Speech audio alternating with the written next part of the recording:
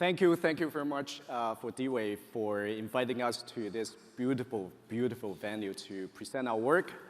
And today we are trying to answer a very, very critical question. Can quantum computing improve the efficiency of payment system?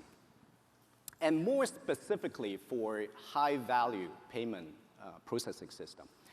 And at the same time, I have to thank the organizers to slot us in right after the lunchtime. Hopefully everybody with the fabulous lunch will be able to stay awake, and hopefully our project is actually interesting enough to keep everybody awake. And that's one thing that I want to thank Steve Flinter from MasterCard on some of the work that they have done, fabulous job. And I had a great opportunity to talk to him after his second demo. And if you can recall, they were more focused on the similar type of problem, payment settlement optimization. Now, they are more focusing on the foreign exchange FX component of it. To our side, we are a little bit different. We are actually more focusing on the liquidity efficiency, particularly around the minimizing the liquidity utilization. But at the same time, it's a very, very similar problem, and I have to thank him because he has already provided very, very good business context, allow us to do a better, easier job to explain the problem domain that we're actually trying to solve. Before we do our presentation, do allow me to spend a little time on introducing myself. My name is Thomas, one of the co-founder at GoodLabs. My co-founder and I really around building GoodLabs for a very, very simple mantra. The whole purpose of GoodLabs is actually building a home for us to bring in amazing, top-notch software engineers, researchers, and domain experts come together, solve complex problems for our customers and for ourselves.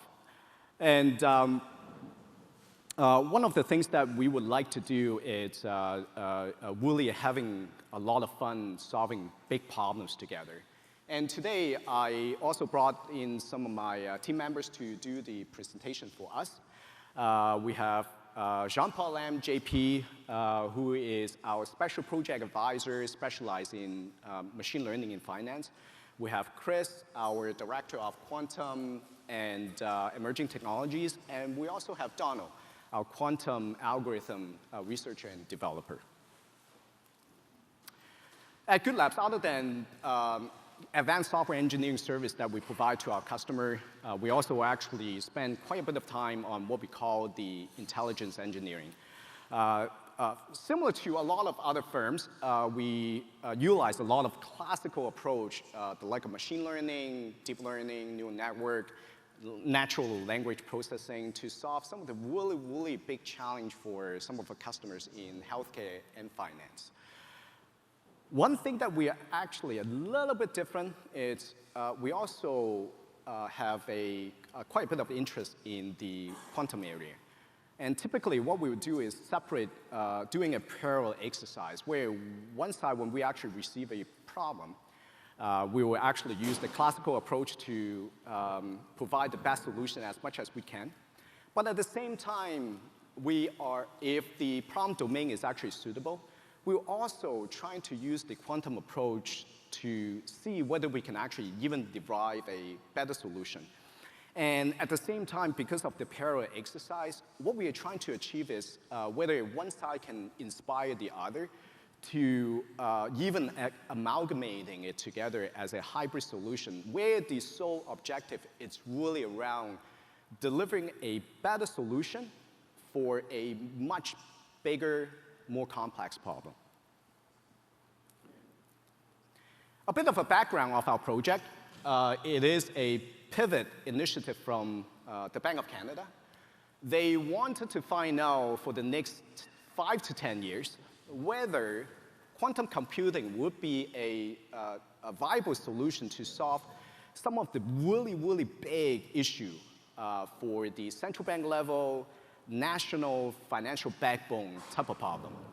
And we're the only company got selected by the Bank of Canada to work on this project, obviously for the quantum experience that we have, but more importantly, because of our deep understanding on the high-value payment processing system.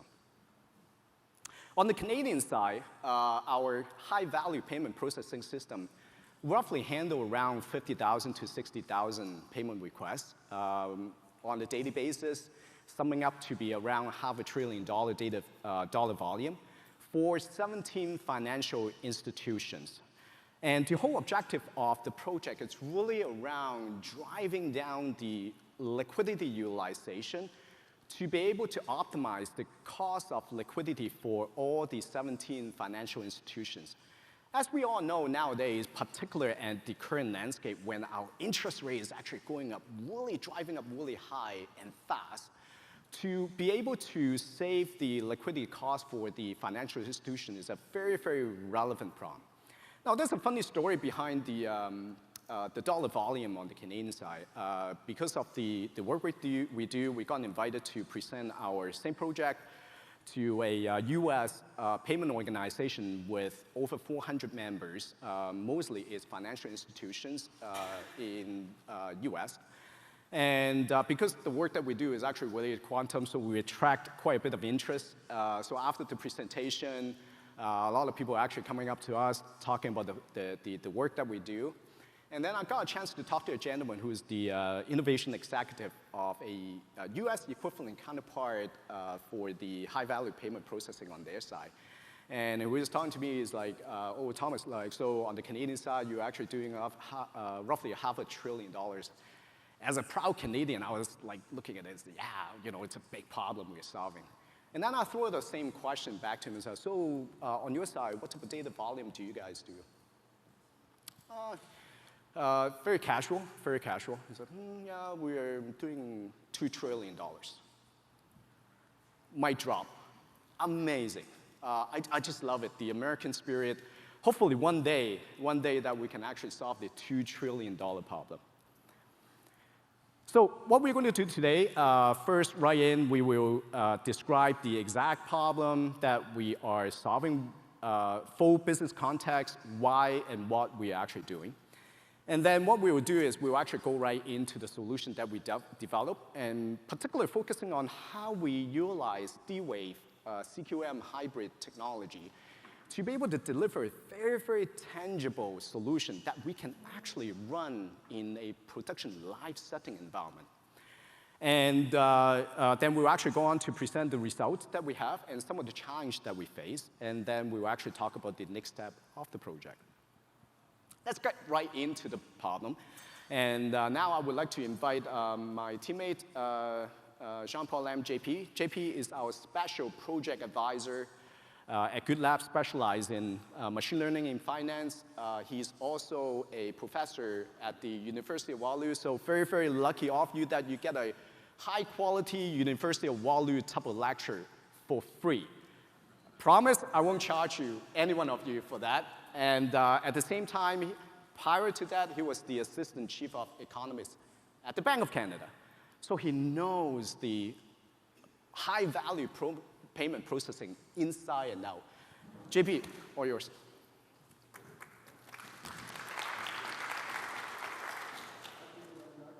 Good afternoon, everyone. Hopefully you won't ask for a refund after this.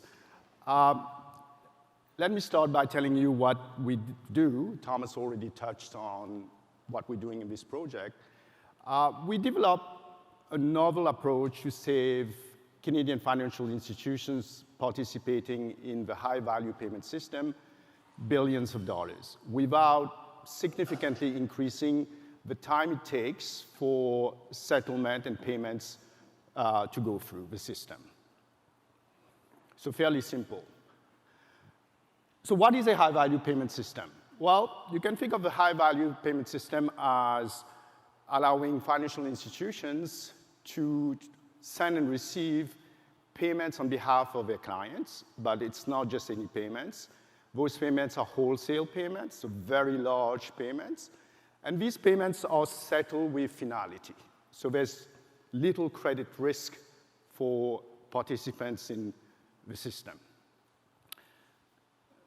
So Lynx is the Canadian high-value payment system. Thomas already talked a little bit about the statistics surrounding links. Links processes about 50,000 payments per day. That's on a quasi or real-time basis. That's not a lot of payments, actually, if you think about it, for an economy like Canada or the US or any G7 economy. What really stands out is the value of these transactions. So on a daily basis, links would do about $500 billion of transaction. To put that in a bit more perspective, that's on a yearly basis, the transaction value, that's 4 times the size of US GDP, and that's about the size of the global economy's GDP. So that's not trivial.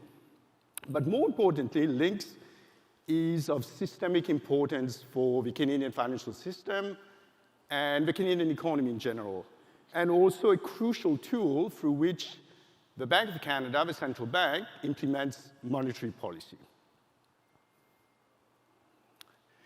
Now, one of the characteristics of high-value payment system is that they are gross settlement system.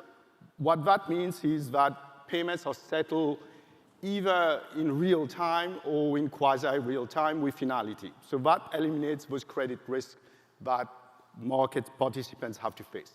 This is great. So payments go through very quickly with finality, but it has an opportunity cost, or there is a trade-off here. The trade-off is that because firms have to pay immediately, they face a high liquidity cost, and that can be substantial. Now, a lot of these payment systems are very similar across the world. If you take links in Canada, Fedwire in the US, Target2 in Europe, CHAPS in the UK, they all operate the same way.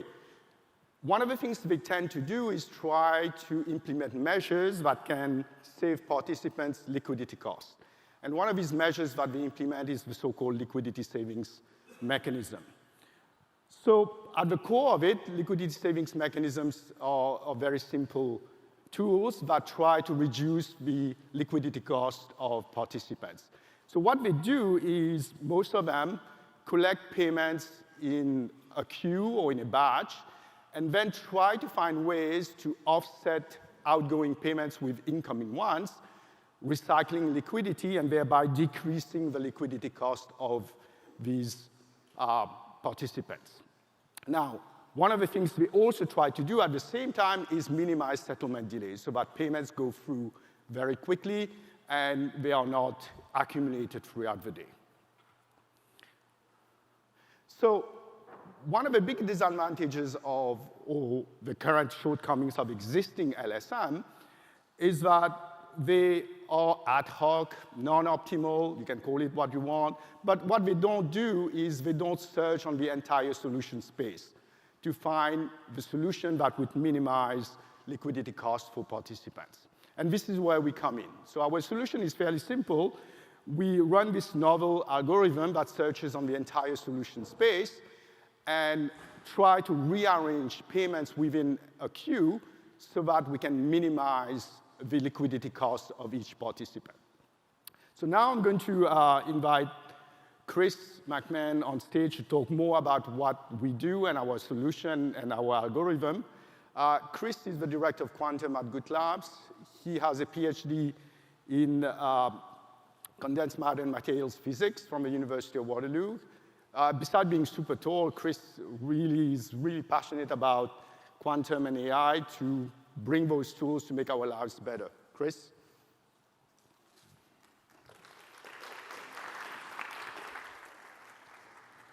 Thanks, JP. See if I can get this to work. There we go.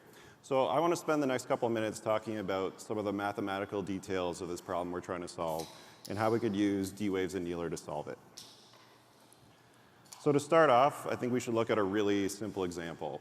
And I want you guys to be thinking about this in terms of a game that we want to win. So in this game, we're going to assume there's just 2 players. We've called them Johnny and Mary. And they need to settle some payments between each other. In this case, just 3 payments. Now, we also want to assume that these payments come in over some period of time. So that way they have a chronological order. And so if we execute these payments in that chronological order, we call that a first in, first out setup, or FIFO for short. So in our example, Johnny first has to pay Mary $10 billion. A little later on, he has to pay $5 billion. And then finally, Mary has to pay $14 billion back to Johnny. Now, what we're interested in is how much money does every player need to have in their account at the start of the game, so that way all these payments can settle and nobody goes into debt. We call that the liquidity requirement. So if I've done my math right, Johnny here needs $15 billion, but Mary doesn't need anything because she receives 15 before she then has to pay 14 back out. So she's lucky, she just gets to recycle liquidity. Now, where does the game come in? We can accumulate these payments in a queue, and we can wait until they all come in, and then we can decide to reorder them in any way that we want, such that we can reduce the total liquidity required in the system. So what you want to be paying attention to is the sum of those two numbers on the right.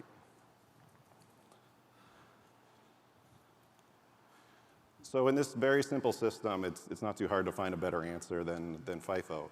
So for example, here, if we do the $5 billion payment first, then the 14, and then the 10, now Johnny only needs $5 billion in his account to settle all his payments, and Mary now needs $9 billion. So if we add those up, 9 plus 5 goes to 14, so we now saved $1 billion in liquidity compared to FIFO, and we've won the game. As an added bonus, liquidity is also more evenly distributed between the two players, which is not our actual objective, but it is something that central banks care about. Okay, so when the situation gets a lot more complicated, and we have, say, 16, 17 players and many, many payments throughout the day, how can we get the annealer to solve it? Well, of course, we have to formulate this problem in terms of an Ising-Hamiltonian. This is the one we've derived. I've shown it up on the screen. I'm not going to go through it in excruciating detail, but there's sort of three main parts to think about. On the top left, we have the sum of the liquidity in everyone's account. That would be the numbers that were on the right in the previous slide. And of course, that's just what we want to minimize. We then have to subject that to a few constraints.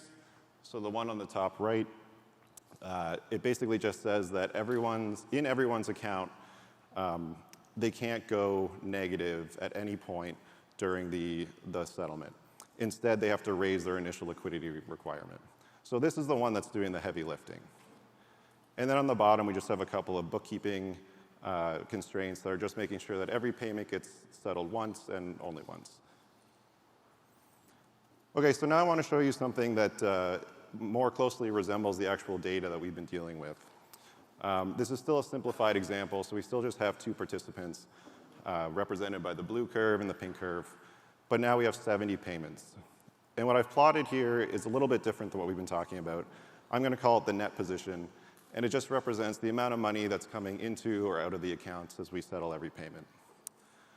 The important part here is that whenever the curve is below the x-axis, we say that that player is in a debit position, which means they're digging into that initial liquidity that they had stored up at the beginning of the game. And whenever they're above the x-axis, they're in a credit position, which means they're on easy street and they're just recycling liquidity that someone else has given them already. So what we want to do is examine the maximum net debit position for every player, which is just the maximum negative peak that that player reaches at some point during the day. And if we add those up for all the players, that's the total liquidity that we need. In the first in, first out situation here on this slide, that amounts to $1.3 billion. Now, if we run this through the quantum optimizer, we can get a result like the one on the bottom. And you can see that all those negative peaks have been very much reduced. And so the maximum amount of liquidity required comes out to something like 350 million, which is a very big reduction. Okay, so at this point, we can dive into the results of the actual experiment. For that, I'm going to pass things over to Donald. Donald has a background in physics and a PhD in quantum chemistry, so he understands quantum annealers very well.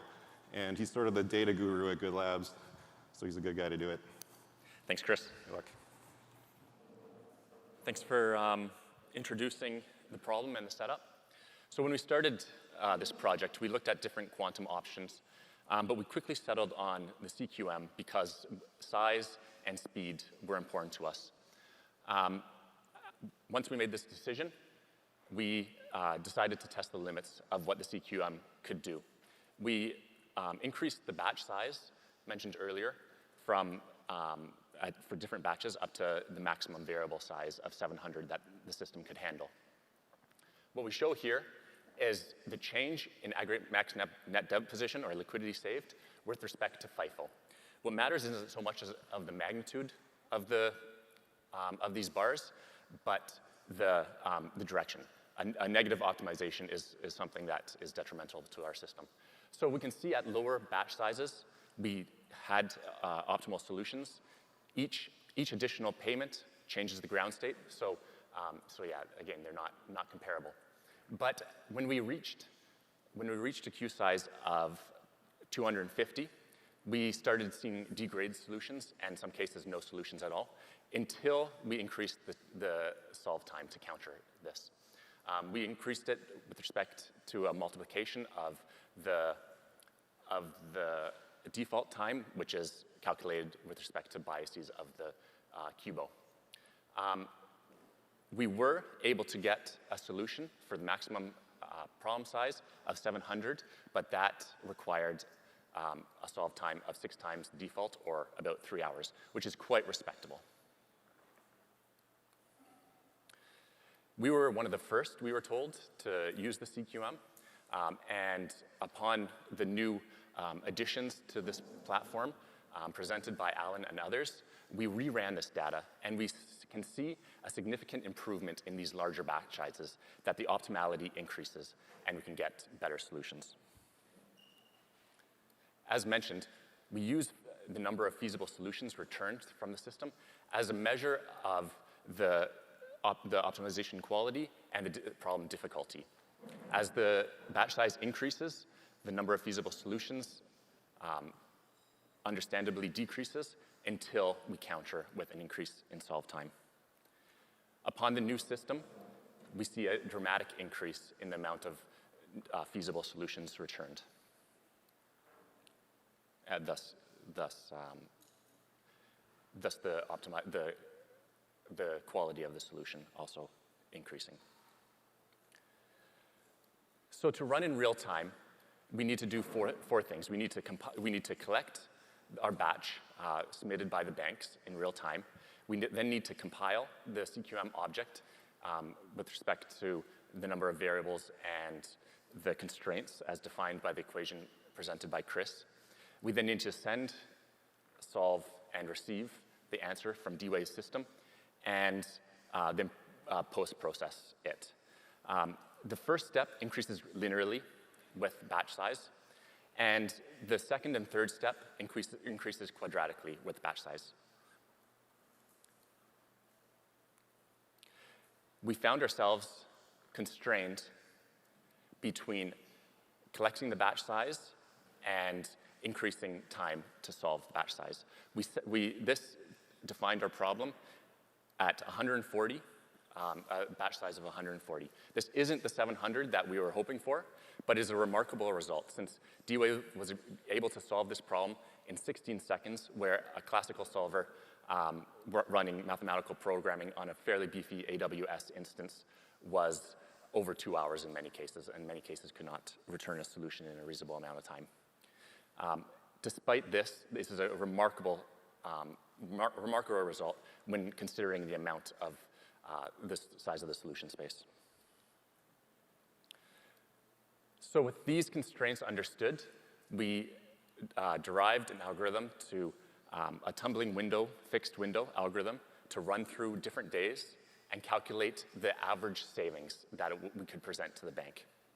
Here, when the quantum optimizer was able to provide a more optimal solution than FIFO, we see a deviation from FIFO, which is the solid blue curve up here. For a batch size of 70, we see a savings of about 33 million, and for 140, we see a savings of 393 million. Upon analysis of these results, we saw when we submitted more dense and interconnected queues of payments, we see a significant increase.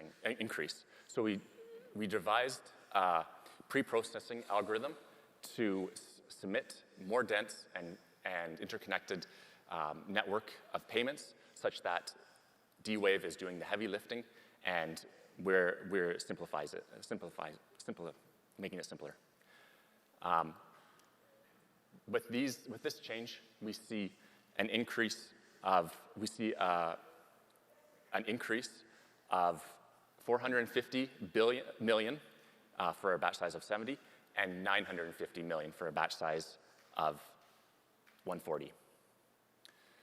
Running through our data, averaged out, we see an average daily liquidity of about 500 million with a respectable maximum of 1.5 billion. With that, I would like to pass it back over to our fearless founder, Thomas, for conclusion. Thank you. Thank you, Donald. So what have we achieved in the project? Number one, very, very important. Based on the old data that is actually provided by the Bank of Canada to us, where the daily volume is actually much lower than the current state. Instead of $500 billion, the old data has roughly around 200 billion on the daily basis, where the model and the algorithm was able to prove that we can actually reduce the liquidity cost by, on the average basis, over $500 million on the daily basis, and very often we can actually achieve over $1 billion. And at the same time, without any significant increase on the settlement risk because of delay. And more importantly, thanks to the DWave CQM that able to process in a micro-batching approach 140 payment requests in under 16 seconds, allow us to be able to deploy the potential in a real-time production setting. And at the same time, the Bank of Canada doesn't have to wait for the next 5 to 10 years. They can do it now. So what we're going to do next, obviously, as I mentioned before, I would love to be able to actually solve the $2 trillion problem. We would like to be the first one in the world to be able to run the quantum optimizer for high-value payment processing for all the central banks in production in the world. And at the same time, we would like to continuously improving the quantum algorithm, as Alan suggested before yesterday, with the subscription model is actually getting into the developer model instead of a utilization charging model. We're now able to actually release ourselves from using a tumbling window to a sliding window, which is inspired by the classical. And at the same time, our classical team will continue to provide the inspiration on their side, which today I didn't bring them here because I know they will absolutely try to sabotage the DWave party. Nothing is going to happen under my watch. And at the same time, we would like to be able to actually provide the similar strategy for the single bank purpose. Thank you very much for, again, for DWave to allow us to present our solution. And very special thanks to the team at DWave, particularly Alexandra Koskovi, that really help us on refining the solutions because we are probably the first one who is using the CQM model. So thank you very much.